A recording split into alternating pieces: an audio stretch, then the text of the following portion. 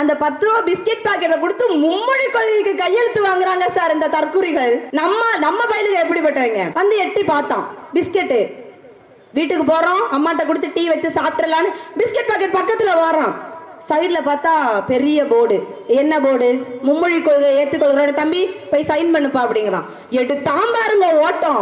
Police ட்ரைனிங்ல கூட எவனும் அப்படி ஒரு ஓட்டம் கூட இருக்க மாட்டான். அப்படி ஒரு ஓட்டம். நீங்க போங்கடா, உங்க பிஸ்கெட்டும் வேணாம், உங்க மும்மொழி கொள்கையும் வேணான்னு. அவ்வளவு தெளிவு நம்ம பயிலுக. நான் என்ன கேட்கிறேன், ஒரு பிஸ்கெட் பாக்கெட்டை கொடுத்து உங்களால மும்மொழி கொள்கையை ஏற்றுக்க வைக்க முடியும் நினைக்கிறதுக்கு பிஸ்கெட் பாக்கெட் கொடுக்க நாங்க என்ன பொமேரியன் நாய்க்குட்டியா? ஜல்லிக்கட்டு காளைகள் சார். புல்லுக்கட்டா இருந்தாலும் என் பாட்டன் முப்பாட்டன் தந்தால் தான் சாப்பிடுவோமே தவிர சிலவல உங்களுக்கே தெரிஞ்சிருக்கும், அவங்க எல்லாம் கொடுத்தா சாப்பிடுற பரமையில பிறக்கல. நாங்க அப்படிப்பட்ட ரத்தத்துல வளரல. தமிழர்கள் மறந்து விடக் கூடாது.